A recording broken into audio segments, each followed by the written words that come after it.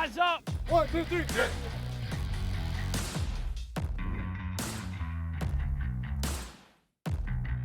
The Jets enter the final quarter of the 2019 regular season. Only 4 games remain on the schedule this weekend, taking on the 3-9 Miami Dolphins, who come to MetLife Stadium.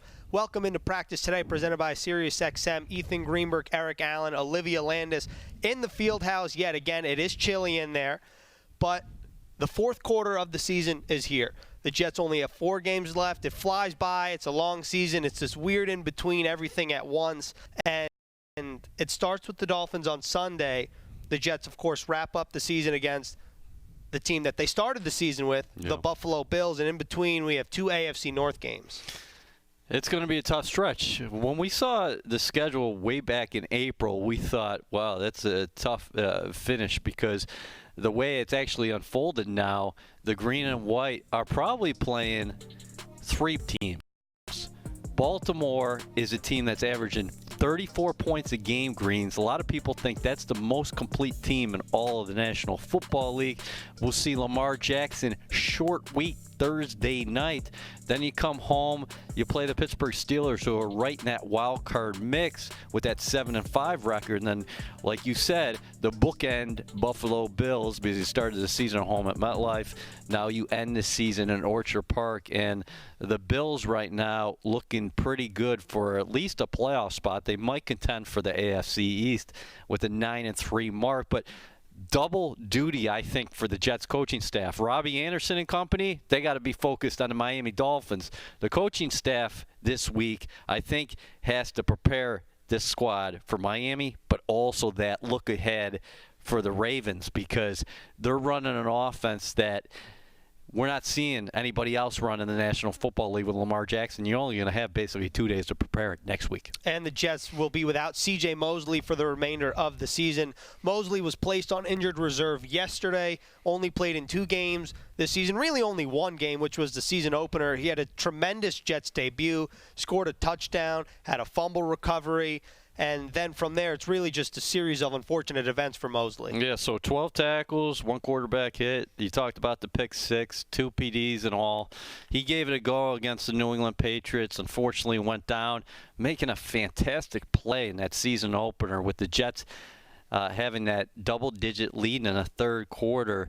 Josh Allen's looking for Josh Brown, and out of nowhere, here comes C.J. Mosley with a great PD. Unfortunately for the green and white, C.J. Mosley's kind of a microcosm for what has happened this year, Greens. In all, they have placed 7 starters on the injured reserve. And this was a monstrous loss for this team that Mosley came in. Adam Gase said, we want him to be a centerpiece here. We want him to be the culture changer. And unfortunately for the Jets, they've dealt with a ton of injuries this year. Right, you saw it on the screen right there. 68 players the Jets have used throughout the course of the 2019 season. That's second to only the Miami Dolphins. And Adam Gase was asked earlier today when he addressed the media before practice about this team, about dealing with injuries, and how the team has been able to stay level, and this is what he had to say. Just could never keep a core group of guys healthy long enough to really gain that chemistry, and we just got to find a way to keep getting better these last 4 weeks and do the right thing, prepare the right way, practice the right way, execute on Sunday, try to put one good game together so we can win this week. What do you as the head coach want to accomplish over the final quarter? Just keep working on a process, keep practicing the right way. That's the thing I've been really impressed with all these guys that have been through here, that have been able to practice. They've done it the right way. They've really prepared the right way. We just haven't always done it well enough on Sunday. And when we have, we've had good results. When we haven't, we lose those games. And that's why our main focus just has to be, all right, this week, let's do the right things, make sure that we're prepared the right way, go out on Sunday, cut it loose, play the right way, give ourselves a chance to win the game. Let's just keep on the theme of injuries here, but instead of the linebackers, let's talk about the secondary, because that's really this week where the Jets are most banged up. obviously headlined by Jamal Adams, who will not practice today, week to week. And then from there, Arthur Millett's not practicing today with a calf strain. Matthias Farley, the safety with a rib injury, not practicing. Brian Poole in the concussion protocol. Maurice Kennedy is ill, so he will not practice today. So the Jets really are limited in the secondary this week with Marcus May at safety, of course. Who will play next to Marcus May if Jamal Adams can't go? That's a time-will-tell situation. The Jets claimed Bennett Jackson yesterday. And then from there, you think about Bless Austin, Darryl Roberts, Nate Hairston, Blake Countess. Yeah. Jets are banged up really badly in the secondary. Yeah, and then one of those 7 starters who are on injured reserve. That list also includes Tremaine Johnson, but the big one, obviously, Jamal Adams. He went to social media yesterday, and guy's hurting inside that he's not able to be out there on the field. So it's kind of like the last man standing this week could be Marcus May. And like you mentioned before, in the past, it's always been, hey, if Jamal's out for a play or two, which he never is, you would think that Rontez Miles would go in there, but Rontez Miles is on injured reserve. And we know Bless Austin's going to get a lot of playing time again this week, but I don't know, maybe Nate Hairston goes opposite him this week. Who's going to play that nickel position? Yeah, the Jets are definitely have to play around with some combinations this week. And I know, and rightfully so, we've talked about Adams all year. He's been tremendous, but I think Brian Poole was a fantastic acquisition for this team. He's been great as well, and if he can't play, that's going to be a big hit. So for more of an injury update, Olivia Landis, who's at practice earlier this week, spoke to assistant defensive backs coach Steve Jackson. Liv, let's go to you. Thanks, Ethan. You guys mentioned some injuries along the Jets secondary that could affect the starting lineup in this week's matchup against Miami, like safety Jamal Adams with that ankle sprain and cornerback Brian Poole being placed in concussion protocol. So earlier this week, I sat down with assistant defensive backs coach Steve Jackson to get a better feel for how the coaches are going to approach the situation. Jackson said it's business as usual when it comes to that next man up mentality, which is something that defensive coordinator Greg Williams has preached all season long. Williams and his staff actually require every single defensive player to learn at the very least 2 different positions because, as Jackson puts it, the more a player knows, the more valuable he becomes. He also expects multiple players to step up for starting positions this week and says there's not going to be any drop-off and it should be a seamless transition.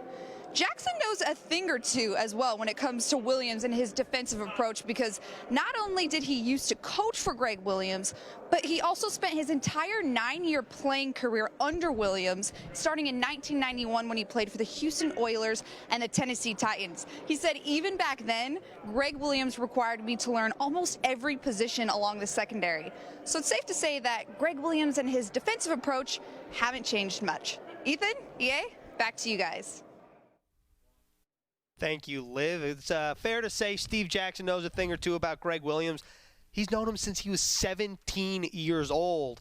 And I just want to focus on the corners a little bit more. You see Bless Austin and Blake Countess running across the screen. Bless 31, Countess 32. If Millette and Poole both cannot go this weekend, you mentioned it earlier, who's going to play at the nickel?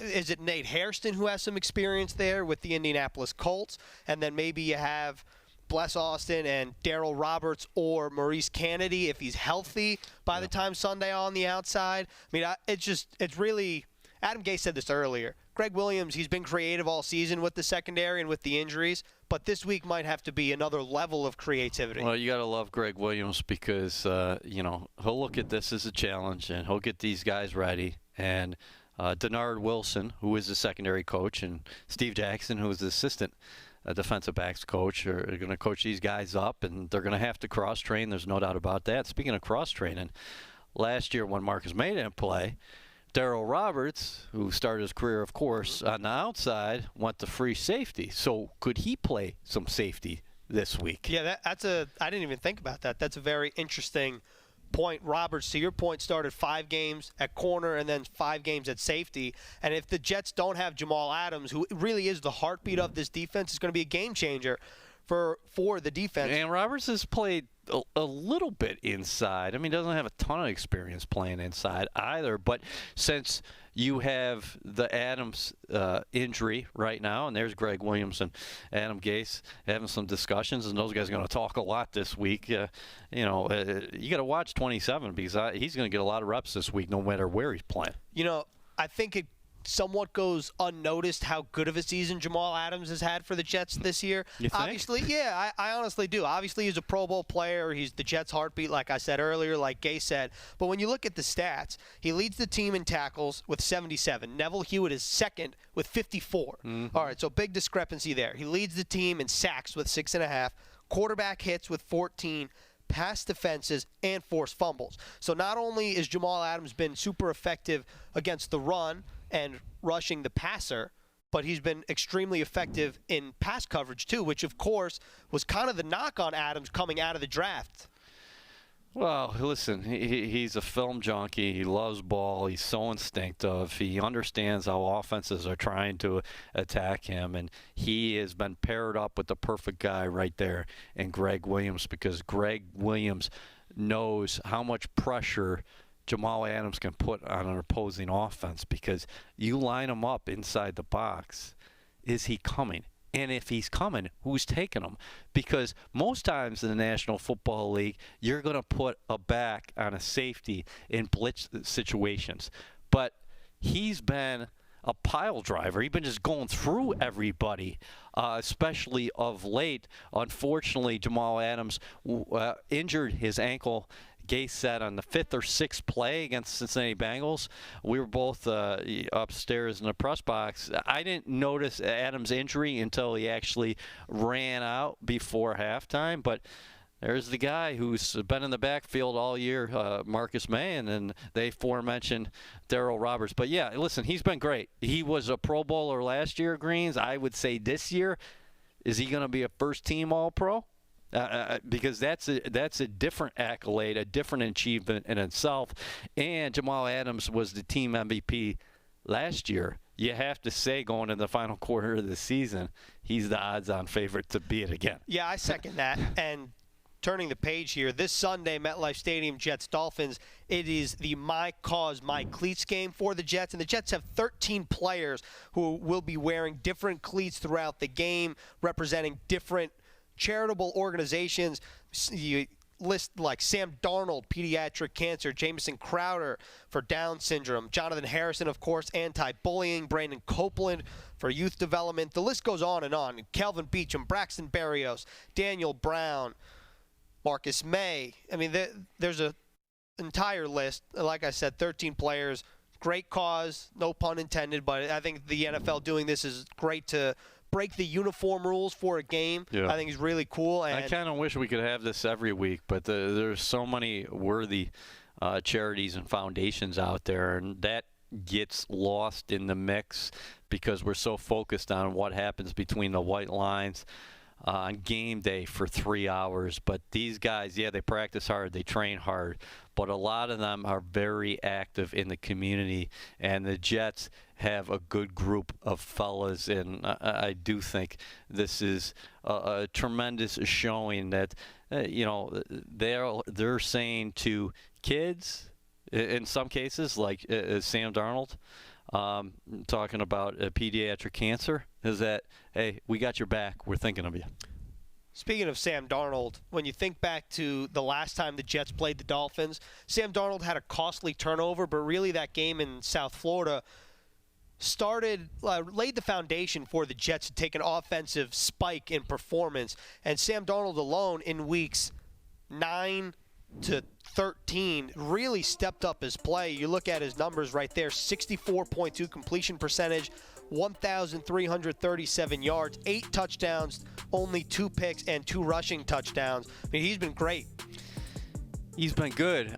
Even though last game was a step in the wrong direction for the Jets. For the Jets overall offensively, but where you can say Darnold can walk away from Cincinnati and fly home and say, okay, I took care of the football.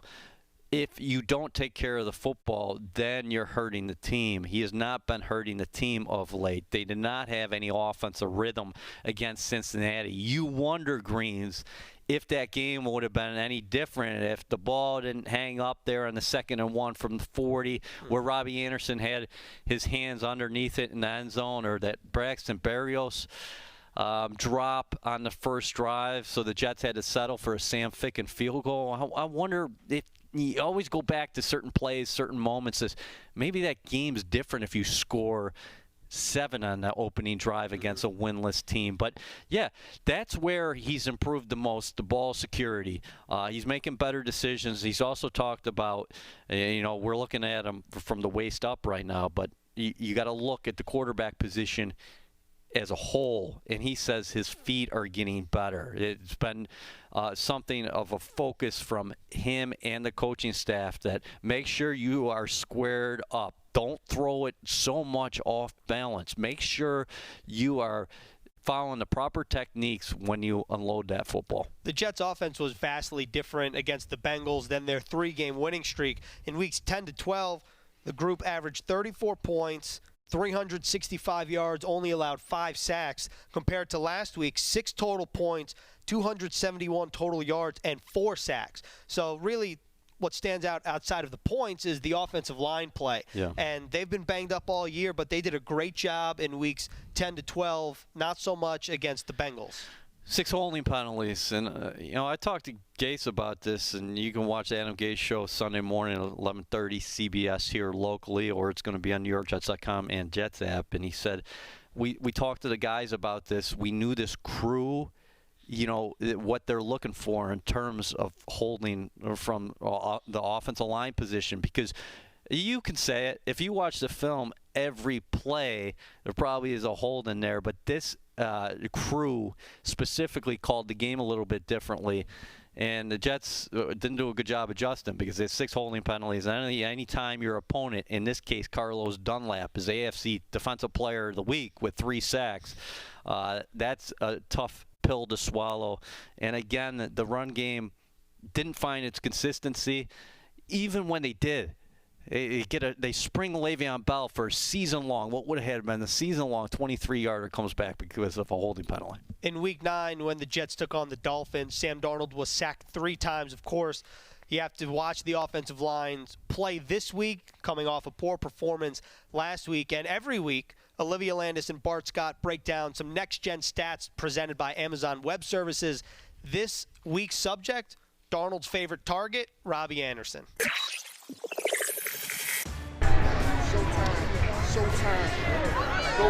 Robbie Anderson had his most successful game of the season with 7 receptions, a season high for him. It's complete. Anderson. Darnold hits Robbie Anderson, who in this game has been his favorite receiver.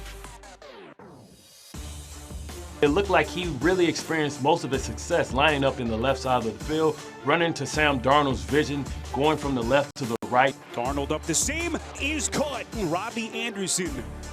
You got a right-handed quarterback, easy throw for Sam Darnold, giving Robbie Anderson the opportunity to use his speed horizontally to get his yards, opposed to going vertically. Cincinnati Bengals really were sitting over the top of Robbie, respecting his speed. When they take away the plan A, he was able to go to plan B. To your point, Bart, Robbie Anderson really took advantage of his speed and averaged 26.8 yards per route, which ranked 7th best in the NFL with a minimum of 5 targets. To expand even further on that, Robbie Anderson's average distance of 26.1 yards per route ranks 3rd best in the NFL for a wide receiver with a minimum of 50 targets.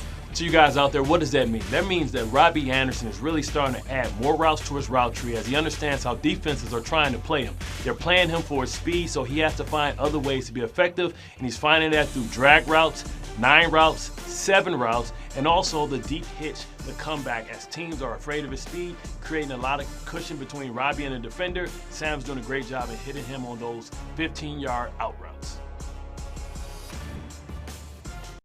That was this week's Next Gen Stat presented by Amazon Web Services. This is Practice Today presented by SiriusXM. And let's just talk about double one right there. Robbie Anderson, 7 receptions last week, 101 yards. And how about this, EA? I was thinking about, of course, this time last year, yes, Robbie Anderson started to heat up. So if you recall, of course he did so, but last year, weeks 13 to 17, so that would be this year, the Bengals game through the end of the season, he had 27 receptions, 384 yards, and 3 touchdowns. The 384 yards was 8th in the NFL. Here's the thing about Robbie is he caught the ball in traffic last week, took a couple hits, was going over the middle. He's showing his development as a receiver. You mentioned his terror last year where that connection really took off with him and Sam Darnold when Darnold came back after the foot injury. You go back to Washington now, he had 4 receptions against the Redskins for 81 yards. And Anderson is averaging 15.2 yards a reception right now. I would think he is going to finish the year on tops of this club in terms of receiving yards. Jamison Crowder and Le'Veon Bell up at the top of the list in terms of receptions.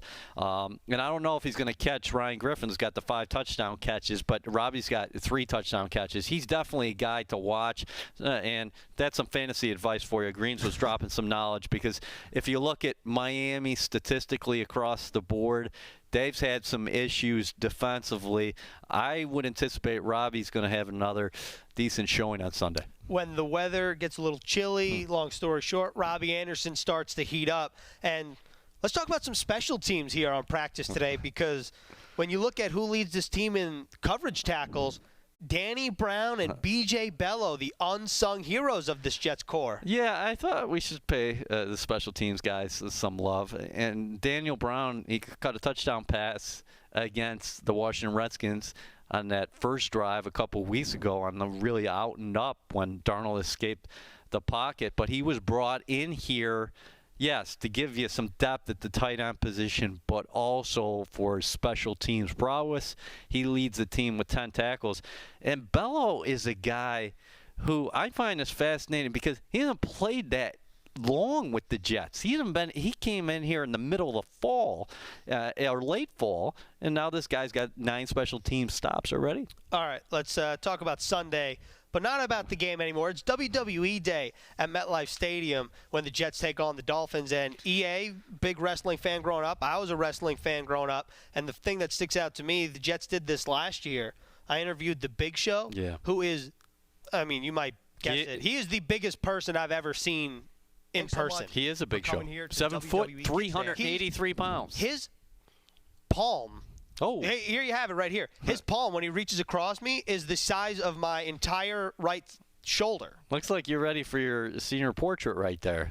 Maybe I am. A Big Show over the years lived down in South Florida. He's friendly with Adam Gase. So is he? Yes, he is friendly with Adam Gase. He's 7-time world champion, 11-time world tag team champion. Would you like to be a tag team partner with the Big Show? I would. Because I wouldn't want to go against him. No. I want him as my tag team partner because I'd be that guy who's always reaching for a tag, and I just pull my arm back and say, "You got this, Big Show." Do you think he could play O-line? He could do anything. He got a battle royal.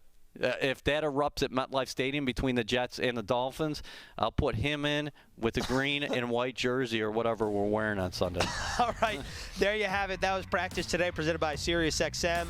Many thanks to Olivia Landis, who is bracing the chilly field house at One Jets Drive. And for Eric Allen, I'm Ethan Greenberg. Next week will be on Tuesday because the Jets, of course, play on Thursday Night Football against the Ravens. But again, Jets, Dolphins, 1 p.m. on Sunday.